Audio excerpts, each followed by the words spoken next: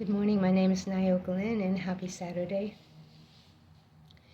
So last night I had to do a lot of processing and unpacking for a situation that transpired earlier in the day. I want to begin by saying this. Illness shows up in our body not as a punishment from God, not as an attack of the devil. Illness shows up in our body because we suppress negative emotion. It's going to show up somewhere. It's energy. Negative emotion, positive emotion. All emotion is energy. So negative emotion will sit in our bodies and come up as illness. I want to share something that happened to me some years ago, a lot of years ago, like 35 years ago. I had an accident at the beach. A big old wave picked me up and just drilled me into the sand. And what it caused was a herniated disc up in the top part of my neck. I didn't know that at the time, but I was flipping hamburgers, making cheeseburgers for my son and some of his friends. They were playing video games.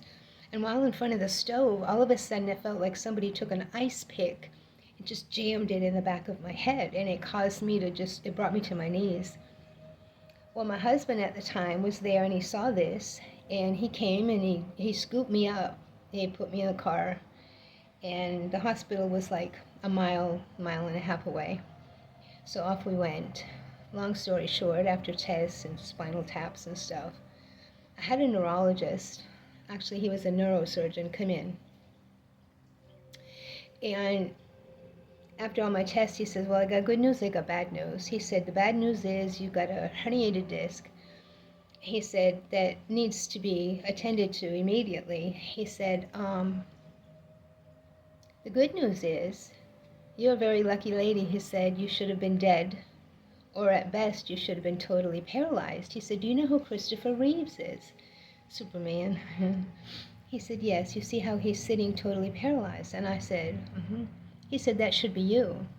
Well, then he proceeded to tell me how when he left the room that the nurses were going to come in and prep me for this surgery and how I would be in the hospital for however many weeks in a neck brace, blah, blah, blah, blah. While he's talking, everything inside of me is saying, run! Well, after some words were exchanged between me and my husband, because I just knew I wasn't supposed to do this. I went home, signed a million papers. They gave me some medicine. Now, you say, well, what does all this have to do with anything? I knew that everything, I didn't know it in depth at the time, but in my gut, I knew that this thing didn't come to destroy me, and I was going to put it in God's hands. I prayed. I surely prayed. I was in so much pain. I couldn't bend. I couldn't put my head back in the shower. It was horrible. And everybody around me was like, self-inflicted. You know, I don't feel sorry for you, blah, blah, blah. My mom called me, and I mean, it's all they knew. They came from a place of what they knew. My mom called me, whose faith you riding on, and stuff like that. So one afternoon, I went in my little laundry room under the carport in South Florida in the summer. No windows, no AC. It had to be 200 degrees. And I just let everything that was on me out. And in my crying and snotting and gagging and everything else, I said, you know what else, God? I'm sick of loving people that can't love me back. Now, when I said that, I meant that. It was a wound that I held on for so long. And when I said it, I had chills from head to toe. I thought, oh, I can't believe I said that, but I said that and I meant that. And I said, oh my God, I'm so sorry. I had just spoken on unconditional love. So what happened was I said, oh God, I'm so sorry. I didn't realize this was in me. And I heard ever so clearly, repent or perish. Now those were the words that I would have understood back in that day.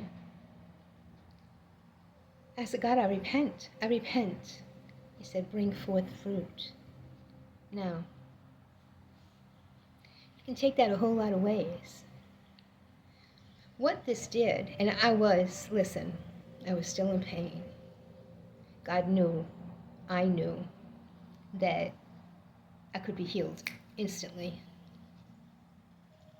But he said, bring forth fruit. Show me. What does this mean to me today?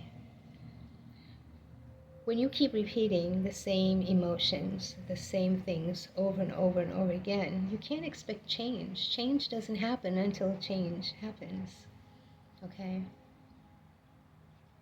Now, there's many that say, well, God did that to you. I don't believe God did this to me. I'm pretty sure that the whole incident was used for me because they knew I would wake up. They knew how I would respond. Well, how did they know? Well, you have an energy frequency. All the knowledge you've ever learned is encoded in you. It makes your frequency. They knew that I wouldn't have that surgery. They knew it. Well, let's just say the odds were in the favor of me not having the surgery. So what I did was I brought forth fruit. I was excited. I knew I was going to be healed. I knew it. I just knew it. I went in the house. I was soaking wet with sweat. I had wiped my face with my t-shirt and blew my nose, and it was just not nice. And my husband saw me and he goes, I said, he just doesn't understand, God. He just doesn't understand how me and you got it. I went down the hall. I went in the shower, changed up. My mom called me. Oh, please, Nikki, please. You got to have this. I said, Mom, I love you. I know you don't understand, but I'm okay. Now, I went to bed that night thanking God for revealing what was in me. It was in me. Had that accident not happened, I could have just keep going on and attracting people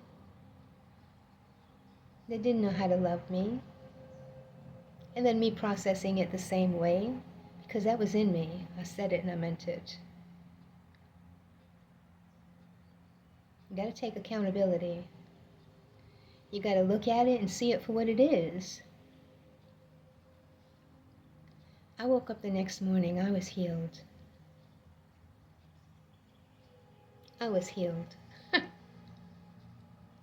To this day, I'm so very grateful. Yes, indeed. I was healed. And I called the doctor. Oh, well, sometimes these things happen. And of course, they wanted to check everything, and I was healed. I was healed. Yes. Now, why have I said all this? When you're doing the work and you're accepting negative beliefs and emotions, you're accepting them. Look, they're there. They got there somehow. How do you think those beliefs got in me about, how I'm so sick of loving people that can't love me back? How do you think that got there? From dealing with people that didn't know how to love me. How did I attract those people? Because I didn't know how to love me. I had to accept that. So do I beat myself down? Do I blame everybody around me? Well, they're the reason I'm like this. No. Listen, everything happens for you. Yes, you have a choice. What do I do with this? Can I make excuses? Can I fight for my limitations? Can I just blame everybody around me? No.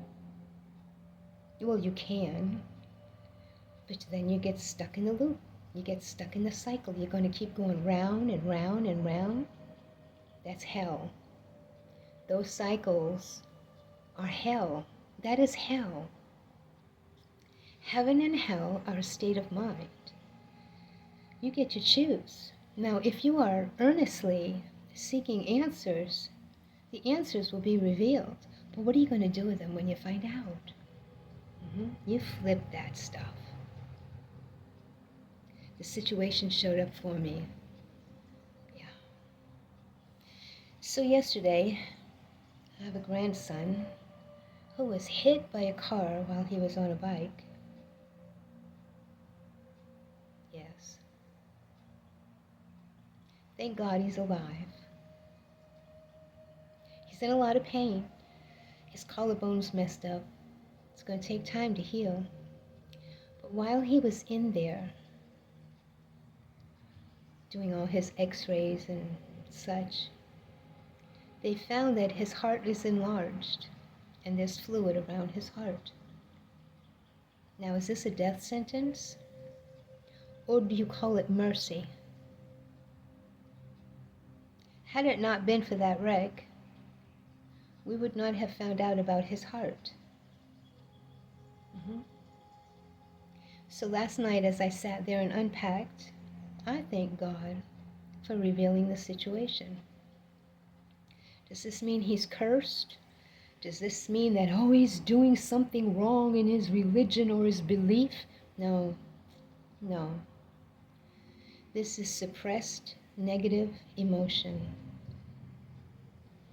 It's heart-based. It's a lot of emotional pain in there. Can it be fixed? Yes. First, with accountability. Knowing, yes, I suppress this. Not, no, I'm a bad person, no. I've suppressed all this negative emotion, trying to be strong. I've held all this in me. Well, some might say, well, oh yeah, look at this, look at the people around him. Let me tell you something. People show up and play certain parts in your life for a reason. Can't blame anybody. No. You came here and you chose a theme. Yes. Now, when it plays out, when the people in place play their parts, and things show up, you unpack it. You see it for what it really is. So now, of course, I'm helping him unpack this. I can only offer advice. I can only share what I know. It's up to somebody else to receive it and to process it for themselves.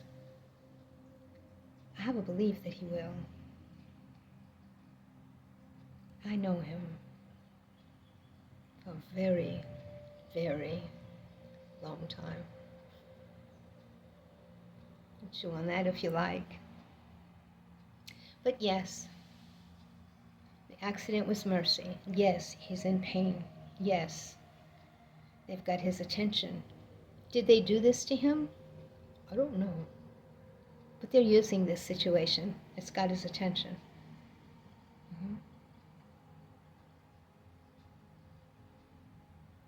So, illness in life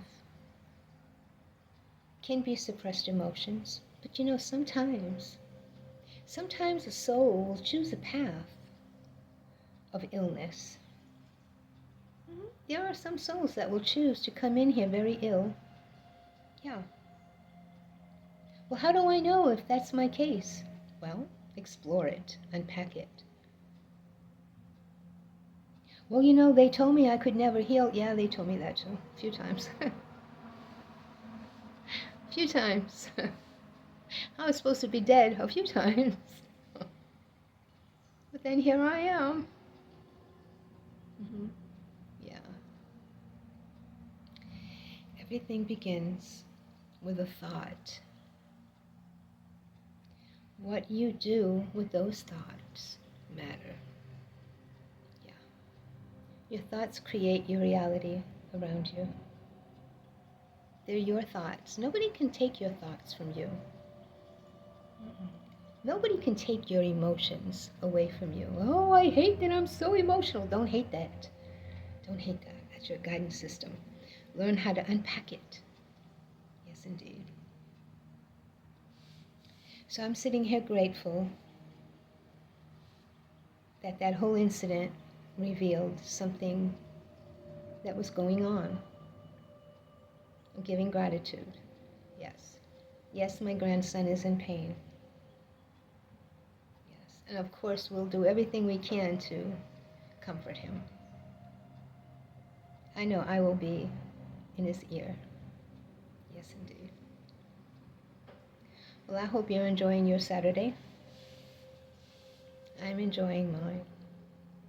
I'm giving gratitude, gratitude for everything. Yes. My name is Nayoka Lynn. Enjoy the rest of your day. Namaste, y'all.